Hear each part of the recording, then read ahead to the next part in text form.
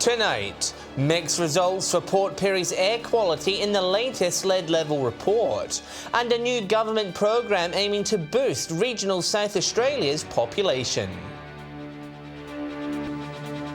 With the latest from around the region, your nightly news with John Hunt begins now. Good evening, thanks for joining us this Thursday evening. Port Pirie's airborne monitoring results have shown a decline in lead, with the figures being the lowest recorded in the past 12 months. It's been attributed to the temporary shutdown of the town's smelter.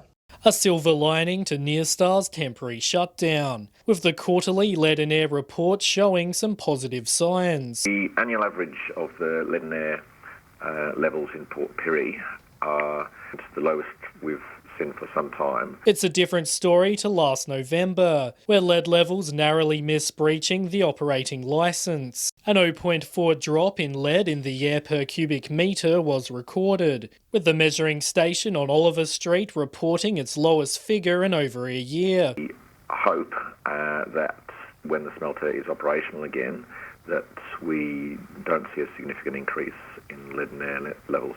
Nearstar's Australian boss says he hopes to see similar figures in the future. It's doing better than any of the existing regulations. It means having no children at risk. It means having no families at risk.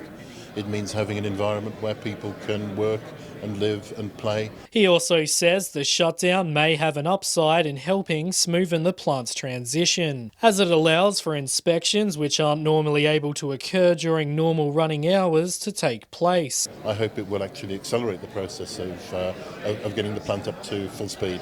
Dominic Beaton, 7 Spencer Gulf News. A Peterborough woman has been charged with drink driving in Port Pirie after allegedly blowing over 2 times the legal limit.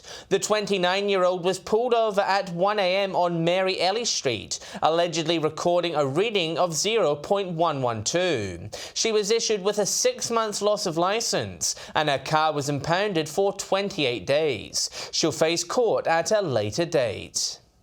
The Public Service Association says it could take further industrial action if the state government fails to rule out privatising prisons.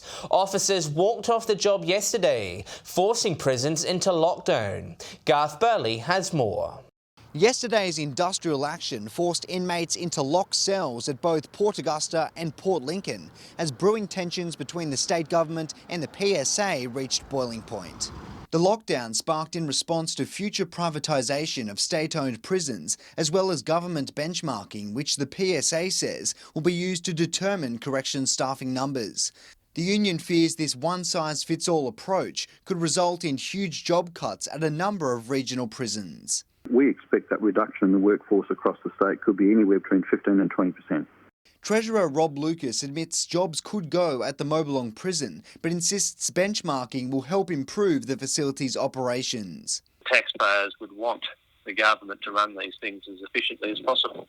The Corrections Department say they had no notice of the industrial action, and the Employment Tribunal has ordered the PSA not to take any further action for 4 weeks. The PSA met with Corrections Department officials today and haven't ruled out future lockdowns if its concerns aren't heard. The Public Service Association say they're not aware of any incidents during yesterday's lockdown. A community forum helping get regional communities more active has been held in Port Lincoln. Organisers say they want to address and understand the key challenges facing regional sporting clubs. Getting regional residents off the couch and onto the field. The state government inviting locals to a community forum last night as they try to address the issues facing sport in regional communities. The office is facilitating approximately 40 engagement sessions across regional and metropolitan South Australia to listen to what the needs of the South Australian sport and recreation community are. Over a dozen locals coming together, shedding light on the situation on the lower EP, with dwindling participation numbers the big concern. The challenge is how do we get people to participate? It's how we actually collaborate better with neighbours, communities and stuff like that to get it going. Ageing facilities, budget pressures and distance are common issues putting sporting organisations offside. Football, for example, some people travel 200 kilometres to a game. pretty hard on families and that to do that, but if you want to participate, that's the way we have to go. We have to look at all those things in I suppose, in a calm way. The government says workshops like these give them the vital information on what investment is needed as they try to get more kids and adults actively participating. If you're an active participant in sport, and that you're likely to have a healthy mind and be healthy and keep you out of the health system, hopefully. For more information, visit the Office for Recreational Sport and Racing's website. Nathan Regter, 7 Spencer Golf News. A new initiative in the Upper Spencer Gulf is helping children in foster care make the transition into adulthood. The Tolly Program connects children with mentors to teach them vital life skills. Transitioning from a young person to an adult can be scary for anyone. The pressures of managing employment, finances and housing, especially difficult for some children who have lived in foster care their whole lives. A lot of children turning 18 were left to their own devices, and 30% were homeless within 12 months of leaving care. But the Tolly program is aiming to change that, giving those in care up to the age of 25 a mentor to guide them through the challenges of adulthood. These are young people who themselves were under guardianship of the minister.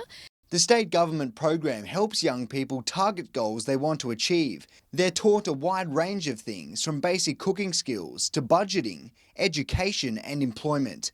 11 people have signed up to the program since it launched last November, with mentors already seeing the benefits. They've become employed, there's one that's just commenced university, so there's been massive changes. What we're seeing is that young people are actually believing that they can achieve what they want to achieve and probably can achieve much more than they thought they could. The pilot program will run until June next year. Garth Burley, 7 Spencer Golf News. Still to come tonight, a new state government kit looking to boost the region's population. And Broken Hill welcomes 2 artists in residence to the city. Welcome back. The state government is hoping to boost the Spencer Gulf's population with the launch of a Migrant Toolkit. It's hoped attracting skilled workers will resolve workplace shortages. As demand for workers grow, our regions are searching far and wide for skilled workers. Cities in the Spencer Gulf now have a new tool, with a migration kit launched by the state government. A town, community or otherwise that settles and looks at migration population as a key asset tool into the future. It's been designed to help regional leaders initiate a settlement strategy, offering ways to secure employment for new migrants and keep them long term. It's hoped to help counter a rapidly ageing population and skill shortages, with Mr Whetstone saying many sectors are in desperate need of new workers. Healthcare is probably the number one service provider needed in an ageing demographic or an ageing population. Despite high levels of youth unemployment within the mid-north, Mr Whetstone says reducing unemployment and attracting migrants can work hand in hand. We also have a workforce, particularly in the meat processing, particularly in horticulture, that don't seem to have attracted the local potential workforce. The member for Grey says regions need to be meticulous in filling the workforce gaps. We need to make sure we're getting the ones we want that actually fit the bill to do the jobs that we need them to do. Dominic Beaton, 7 Spencer Golf News. The Wyler community is being encouraged to go view the Cuttlefest ArtPrize, currently on display at the Middleback Arts Centre. Artists say they've used their imagination, with paintings, sculptures and interactive art on show. Wyler locals will have the opportunity to vote on the winning entry. The exhibition is during Cuttlefest, the annual celebration of cuttlefish migrating in the region's seas. The Tourism Centre says this year's festival is the biggest they've held. And for those interested, artwork will be displayed until the end of July. Certainly worth a look. Broken Hill has welcomed 2 artists in residence for 2019. Rachel Peachy and Paul Mosick are aiming to tell a story about the region's landscape in an exhibition to be unveiled in November. A new perspective on lead and mining. Collaborative duo Rachel Peachy and Paul Mosig are getting in touch with Broken Hill after being named this year's Artist in Residence. The amount of people we've met in Australia and around the world who have either either grew up in Broken Hill or lived in Broken Hill.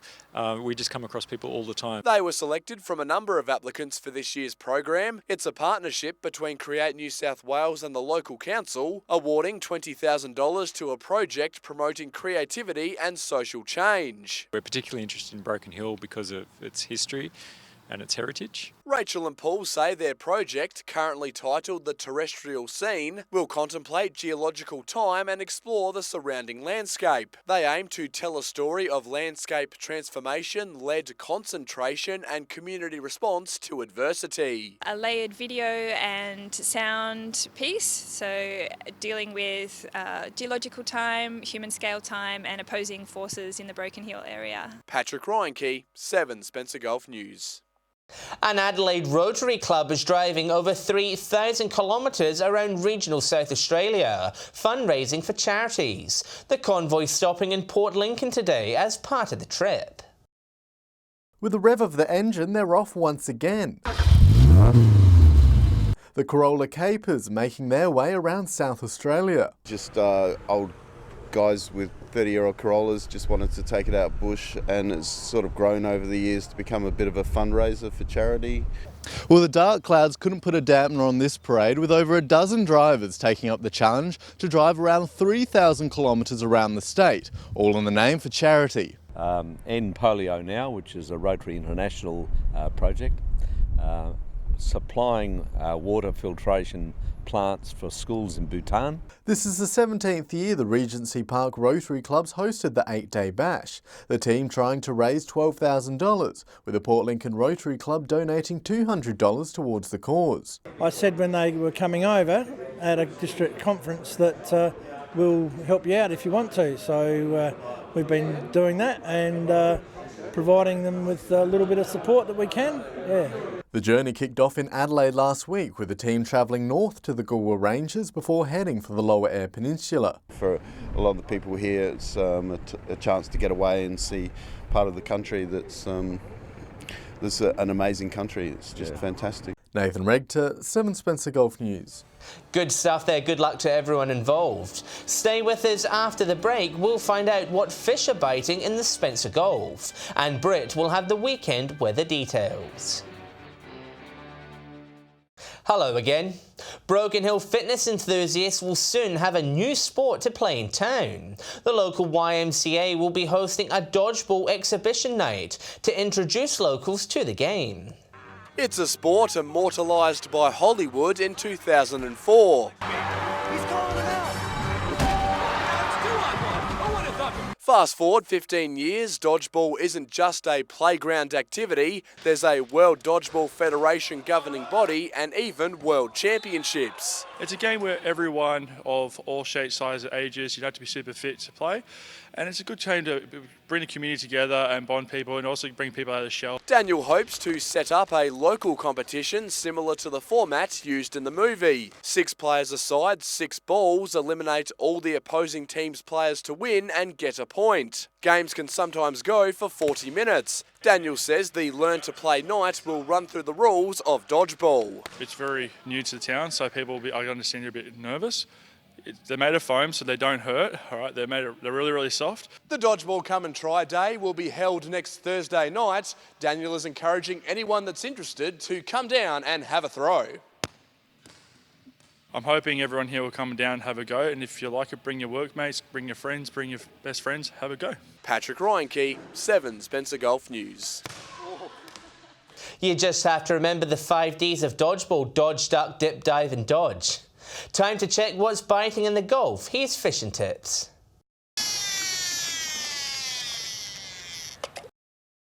G'day and welcome to this week's fishing tips from Port Augusta, Jewel North. Well, school holidays, so it's a good time to get out there with the kids. Try for just about any species at the moment. It's King George whiting around. There are a few small ones in amongst that. Try for salmon up and around the creeks. You can also try burling up for garfish just along the front of the shacks there as well.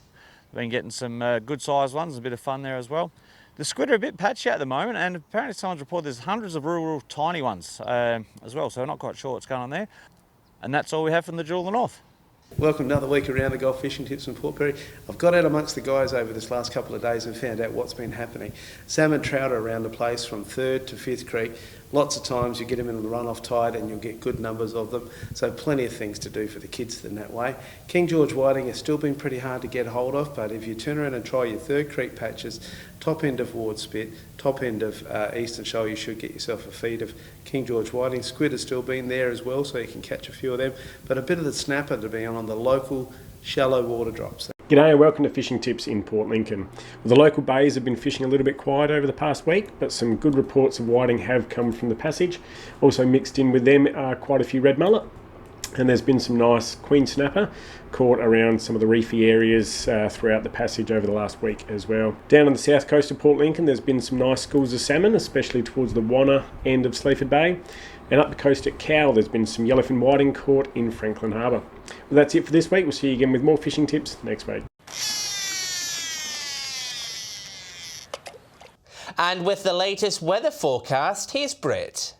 Hello and good evening. It's been a fine day with light showers over some parts. 20 degrees was the top at Port Augusta today, Whyalla 19, Broken Hill and Port Pirie both 18, Port Lincoln 17, Adelaide 16. To the skies where we've seen some low cloud across the region today.